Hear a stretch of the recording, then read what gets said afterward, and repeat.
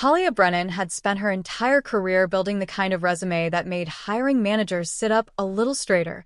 A business degree from a respected state school, 5 years climbing steadily through operations roles at two different mid-sized firms, a reputation for fixing broken processes that colleagues described, half-joking, as almost eerie in its efficiency. She was 30 years old, single, living in a one-bedroom apartment 40 minutes from her parents' house in the same suburb where she'd grown up, and had spent the better part of the past decade navigating a family dynamic she'd only recently, with the help of a therapist named Dr. Osebonsu, started to name accurately.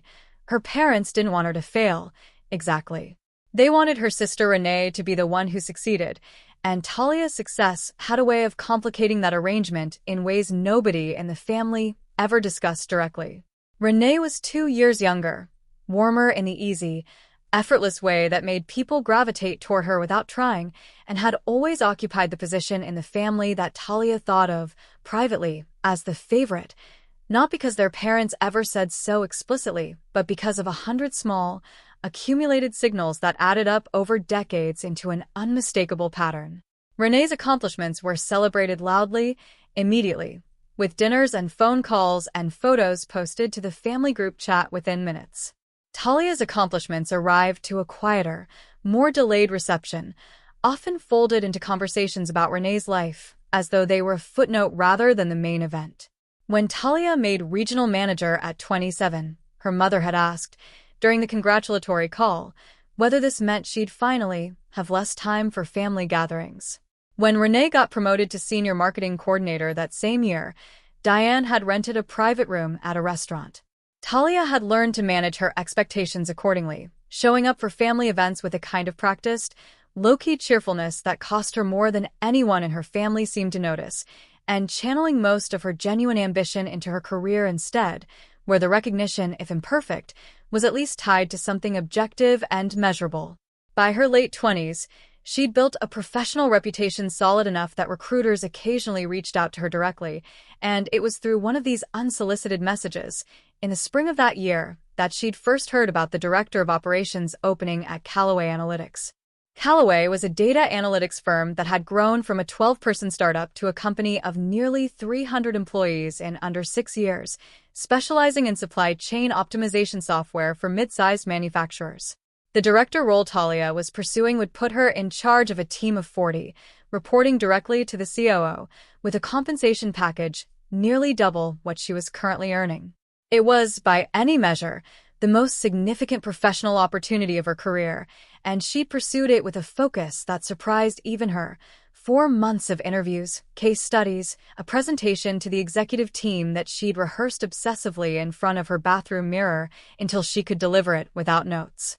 She'd mentioned the process to her family at various points along the way, mostly out of habit rather than any real expectation of enthusiasm, describing the stages of the interview in the kind of detail she assumed nobody was actually listening to closely. She remembered mentioning, at a family dinner in early spring, the name of the hiring manager, Preeti Ose, and the general timeline of the process, details she'd shared with the easy, unguarded openness of someone who'd never once considered that information like that could be used against her. The final round interview was scheduled for a Tuesday morning in June, a comprehensive session with Preeti and 2 other members of the executive team, the last step before an offer, according to the recruiter who'd been coordinating the process. Talia had prepared for it the way she prepared for everything important, running through likely questions with a friend from business school, printing extra copies of her portfolio, laying out her clothes the night before with a specific, slightly superstitious care of someone who understood exactly how much was riding on the next 90 minutes. She hadn't initially connected the interview date to anything happening in her family's schedule, not until her mother called 2 weeks beforehand to invite her to a brunch Renee was hosting that same Tuesday, a celebration of Renee's own recent promotion to marketing director at the mid-sized firm where she'd worked for the past 4 years. Talia had explained, carefully and without any particular edge in her voice, that she had a critical final interview that morning and simply couldn't make it, that she'd celebrate with Renee separately over dinner later that week instead. Diane's response had been a tight, disappointed silence that stretched a beat too long before she said, in the specific clipped tone she reserved for moments when she felt Talia had chosen wrongly. "Well, I suppose your sister will understand. She always does." Talia had chalked the comment up to ordinary parental guilt-tripping, a familiar and mostly harmless pattern she'd learned to absorb without much reaction over the years, and hadn't thought much more about it in the days that followed, too consumed with interview preparation to spare much emotional bandwidth for her mother's disappointment. The morning of the interview arrived with a strange, nervous clarity. Talia woke early, ran through her talking points one final time over coffee, and dressed carefully in the navy blazer she'd bought specifically for this occasion. Her phone had buzzed several times that morning with calls from her mother, a string of them clustered together in a way that struck Talia, in the moment, as slightly unusual but not alarming enough to interrupt her preparation over. She silenced the calls one by one, assuming Diane wanted to talk about brunch logistics or offer some last-minute encouragement, neither of which felt urgent enough to derail her focus 20 minutes before a career-defining interview. She logged into the video call platform at the scheduled time, adjusted her camera, straightened the notes she'd laid beside her laptop, and waited. Nobody joined the call. She refreshed the link, checked her email for any last-minute changes, waited another 10 minutes with mounting confusion, and eventually sent a polite email to the recruiter asking if there'd been some kind of technical issue on their end. She received, later that day, a brief and somewhat confused response explaining that the interview had been rescheduled per call from her assistant that morning, requesting a delay due to a family emergency, a message that left Talia staring at her screen in genuine bewilderment, since she had no assistant, had experienced no family emergency, and had, as far as she knew, shown up exactly on time for a meeting nobody else had attended. She replied immediately, explaining there'd been some kind of mistake, that she hadn't authorized anyone to reschedule anything, and was ready to interview whenever they could fit her in. The recruiter's response came more slowly this time, vaguer, mentioning that the hiring team was moving forward with the process and would follow up soon. Talia spent the following 3 weeks in an anxious, deteriorating loop of hope and doubt, refreshing her email obsessively until the rejection finally arrived, polite, generic, offering no real explanation beyond the standard corporate language about moving forward with another candidate, leaving Talia to spend that entire evening alone in her apartment, replaying every answer she hadn't even had the chance to give, certain, in the absence of any other information, that she must have somehow failed a test she didn't remember taking. The rejection email sat in Talia's inbox for 3 weeks before the truth found its way to her, and during those 3 weeks, she did what she'd always done with disappointment in her family orbit. She absorbed it quietly, turned it inward, and started building a private, punishing narrative about her own inadequacy.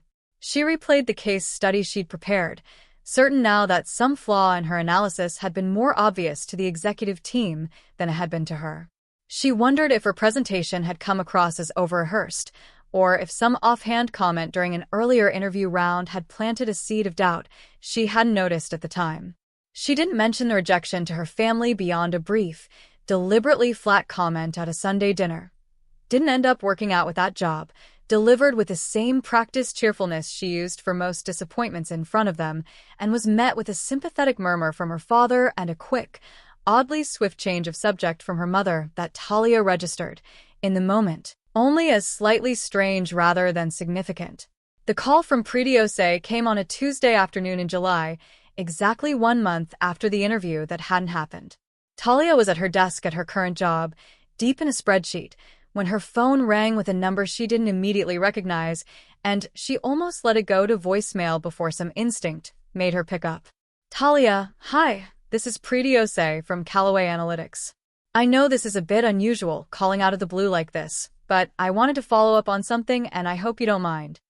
Talia set down her pen, a small, uneasy flicker of hope and confusion moving through her chest. "Of course, hi. What can I help with?" "I wanted to ask about your assistant," Preeti said, "the person who called our office the morning of your final interview back in June to reschedule because of a family emergency. I never heard back from her to actually rebook, and I realized recently we never followed up properly on our end either, which honestly isn't like us, and I felt bad about it.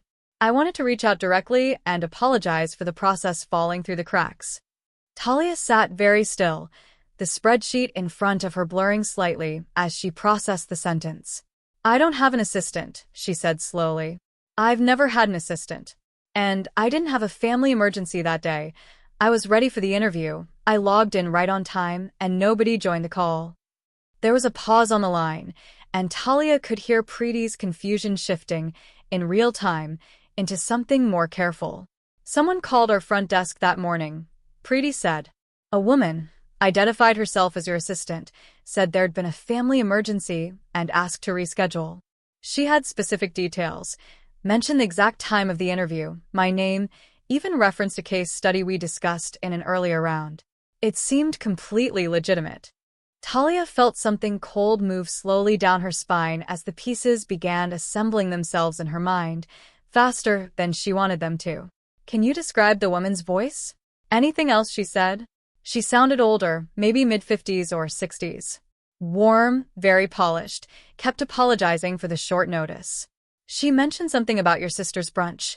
Actually, said the family emergency was connected to a celebration that had gone sideways, which struck me as an odd detail to include, but I didn't think much of it at the time." Talia closed her eyes. She thought of the string of missed calls that morning, the ones she'd silenced without a second thought, certain they were nothing urgent. She thought of her mother's tight, disappointed silence on the phone weeks earlier when Talia had explained she couldn't attend Renee's brunch. She thought of the dozens of family dinners over the years where she'd mentioned interview details, hiring manager names, timelines, all of it offered up with the easy, unguarded openness of someone who'd never once imagined that information could be turned into a weapon. "Preeti," she said carefully, "I think my mother made that call. I think she posed as my assistant to reschedule an interview I never actually missed so that I'd be free to attend my sister's brunch instead." The silence on the other end of the line stretched long enough that Talia wondered if the call had dropped. When Preeti spoke again, her voice had gone flat with something like genuine shock. "I am so sorry. I don't even know what to say to that. That's not something we could have anticipated on our end, obviously, but I feel terrible that it cost you a real shot at this role." "It's not your fault," Talia said, surprised to find she meant it, some part of her brain still working methodically through the situation even as another part of her sat frozen in a kind of quiet, expanding horror. "You had no way of knowing." "Look," Preeti said, "I don't usually do this, but given the circumstances, I'd like to bring you in for a proper final round this week, if you're available and still interested. The position's actually still open. The candidate we ended up hiring didn't work out, gave notice after less than a month, and we've been scrambling to restart the search. I think, honestly, given everything you'd already gone through in the process, you deserve a real shot." Talia said yes before she'd fully finished processing the offer, some old, stubborn part of her career ambition overriding the shock still working its way through her system. She hung up the phone and sat at her desk for a long time afterward, staring at the spreadsheet she'd been working on, no longer seeing any of the numbers, her mind instead moving backward through years of family dinners and half-noticed comments, reassembling them now into a shape she'd never let herself fully see before. She didn't call her mother that day. She didn't trust herself to have that conversation calmly, and some careful, self-protective instinct told her she needed more information before she said anything at all. She called Renee instead, 2 days later, choosing her words with deliberate caution. "Hey, random question," Talia said, keeping her voice light. "Do you remember the brunch you had back in June? For your promotion?" "Of course, why? Did Mom seem stressed that morning, or mention anything about me?" Renee was quiet for a moment. "She was actually in a weirdly good mood that morning, now that you mention it. She got there a little late, said she'd had a few calls to make, and then spent most of the brunch talking about how proud she was of me, how nice it was that the whole family could be there for once." A pause. "Why do you ask?" Talia hesitated, weighing how much to say, and decided, in the end, that Renee deserved to know at least part of the truth, even if she wasn't ready to lay out the full picture yet. "I think Mom did something pretty messed up that day," she said. "I'm still figuring out the details. I'll explain more once I know for sure." The final interview at Callaway happened that Friday, and Talia walked into it with a strange, sharpened clarity she hadn't expected, not nervous in the way she'd been the first time, but focused in a different, harder way, some part of her channeling 3 weeks of quiet devastation into a determination that came across, according to Preeti afterward, as exactly the kind of composed confidence they were looking for in a director. She answered every question thoroughly, walked through her case study with the same rehearsed precision she'd practiced back in June, and left the interview with a feeling she hadn't allowed herself to trust in weeks, that she'd actually done well. The offer came 4 days later, formally, with a compensation package that exceeded even what she'd expected from the original process. Talia accepted within 24 hours, and it was only after she'd signed the offer letter and set a start date that she finally called her mother, choosing a Sunday afternoon when she knew her father would also be home, wanting them both to hear this at the same time. "I got the Callaway job," she said, once the initial pleasantries had passed. "Director of Operations. I start in 3 weeks." "Oh, Talia, that's wonderful," Diane said, her voice bright with the specific, practiced warmth she deployed for occasions she decided, in advance, required enthusiasm. "See, everything works out the way it's supposed to." "It almost didn't," Talia said, keeping her voice level. "Someone called Preeti's office the morning of my first final interview back in June, pretending to be my assistant, and canceled it. Said there was a family emergency. I lost the offer because of it, and only found out what actually happened when Preeti called me directly last month to apologize." The silence on the other end of the line was long enough, and specific enough in its quality, that Talia understood, even before her mother spoke again, that she'd been right. "I don't know what you're talking about," Diane said finally, her voice gone thin and careful in a way Talia recognized immediately as the sound of someone constructing a denial in real time. Preeti described the caller's voice. "Mom mentioned specific details about the interview that only someone in this family could have known. Mentioned Renee's brunch." Talia kept her own voice steady, refusing to let it rise, refusing to give her mother the emotional chaos she could have reframed into evidence of Talia's instability. "I'm not asking you to admit it right now. I just want you to know that I know, and that I'm not going to pretend I don't." Her father, in the background, asked what was happening in a voice that sounded, for the first time in the conversation, genuinely confused rather than complicit, and Talia understood, with a small, cold clarity, that whatever her mother had done, she'd almost certainly done it alone. Diane didn't confess that day, and wouldn't fully confess for months, offering instead a series of shifting, increasingly thin explanations whenever the subject resurfaced. She'd misunderstood the dates. She'd only wanted to help. She didn't remember the specifics of any phone call to anyone's office. Talia stopped pushing for an admission she understood, by then, wasn't coming, and redirected her energy instead toward the job itself, throwing herself into the new role with the particular, focused intensity of someone rebuilding something that had nearly been taken from her. It was nearly a year later, during a routine department restructuring, that Talia found herself reviewing applications for an open coordinator position on her team and stopped cold on a name 3 pages into the stack: Renee Brennan. Her sister, apparently unaware that Talia's team had an opening, had applied through the general portal after her own company underwent layoffs that spring, submitting a resume that stood on its own merits, strong enough that Talia's recruiting manager had already flagged it for a first-round interview before Talia had even seen the name. Talia sat with the resume for a long time, feeling the strange, layered weight of the moment. A year removed from a brunch that had cost her a job, now holding the power to give her sister one. She thought about Renee's voice on the phone that day, confused and uninvolved, and about the quiet, complicated loyalty that had grown between them in the months since. Once Renee learned the truth and began, slowly, pulling back from the version of their mother she'd never had reason to question before. Talia forwarded the resume to her hiring manager with a note recommending Renee move forward in the process on her own merits, recused herself formally from the final hiring decision to avoid any appearance of favoritism, and let the process run its course. Renee got the job 3 weeks later, earning it. Everyone involved agreed, entirely on her own qualifications, and started, the following month, reporting 2 levels below her sister, in the department Diane's sabotage had once nearly cost Talia altogether.